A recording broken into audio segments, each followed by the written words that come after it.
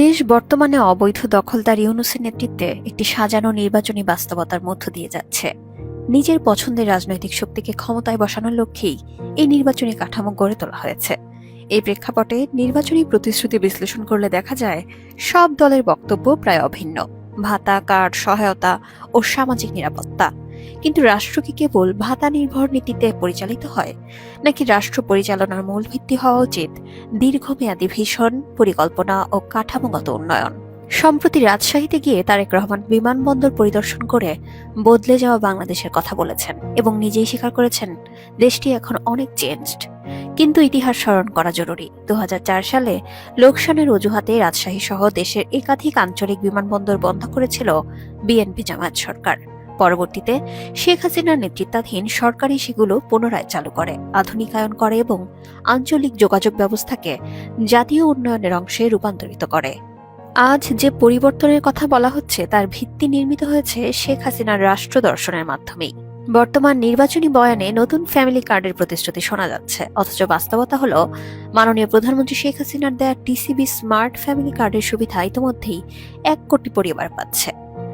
খাদ্য বান্ধব কর্মসূচি, কৃষি কার্ড, বয়স্ক ভাতা, প্রতিবন্ধী ভাতা, জেলে কার্ড, বীর মুক্তিযোদ্ধা সম্মানী এসব শেখ হাসিনার সরকারের গড়ে তোলা একটি সুসংগঠিত সামাজিক নিরাপত্তা কাঠামোর অংশ, যা রাষ্ট্রীয় দায়িত্ববোধকে প্রাতিষ্ঠানিক রূপ দিয়েছে। কুমিল্লায় ইপিজেড করার প্রতিশ্রুতি দেওয়া হয়েছে, অথচ ২০২০ সালেই সেখানে ইপিজেড কার্যক্রম শুরু হয়েছে।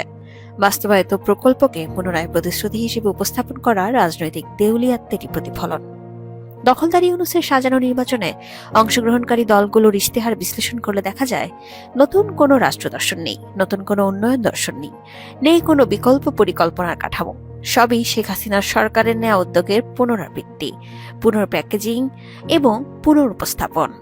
শেখ হাসিনার নেতৃত্বে বাংলাদেশ মঙ্গা থেকে বেরিয়েছে, দারিদ্র্য হ্রাস পেয়েছে, অবকাঠামো উন্নয়ন ঘটেছে, সামাজিক সূচকে অগ্রগতি এসেছে এবং আন্তর্জাতিক পরিসরে বাংলাদেশ একটি উন্নয়ন মডেল রাষ্ট্র হিসেবে প্রতিষ্ঠিত হয়েছে। তিনি শুধু ভাতা দেননি, তিনি রাষ্ট্রকে দাঁড় করিয়েছেন কর্মসংস্থান, অবকাঠামো, উৎপাদন, নারীর ক্ষমতায়ন, কৃষির আধুনিকায়ন, গ্রাম শহর সংযোগ এবং মানব সম্পদ উন্নয়নের ভিত্তির ওপর।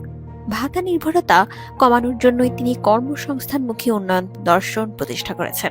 আজ যারা ক্ষমতার স্বপ্ন দেখছে তাদের রাজনৈতিক পুঁজি একটাই, শেখ হাসিনার কাজ, শেখ হাসিনার ভীষণ, শেখ হাসিনার নির্মিত কাঠামো। এটাই প্রমাণ করে একটি মৌলিক সত্য, ভীষণ ছিল শেখ হাসিনার, আর আজ তা কপি করছে সবাই। দেশের ভালো কি, মানুষের প্রয়োজন কি তিনি জানতেন বলেই উদ্যোগগুলো আগেই নেওয়া হয়েছিল। শেখ হাসিনার চিন্তা এতটাই শক্তিশালী যে আজ তার রাজনৈতিক প্রতিপক্ষরাও সেই চিন্তাকেই নকল করতে বাধ্য হচ্ছে। রাষ্ট্র পরিচালনায় নকল দর্শন কখনো বিকল্প হতে পারে না। ভীষণ ছাড়া রাষ্ট্র চলে না, কপি পেস্ট চিন্তা দিয়ে দেশ গড়া যায় না। বাংলাদেশের ভবিষ্যৎ রক্ষার প্রশ্নে তাই আসল ও নকলের পার্থক্য স্পষ্ট করা জরুরি। ভিশনারি লিডার শেখ হাসিনা ছিলেন বলেই বাংলাদেশ হয়ে উঠেছিল সমৃদ্ধ দেশ। এই সত্য আজ আরো প্রকটভাবে দৃশ্যমান।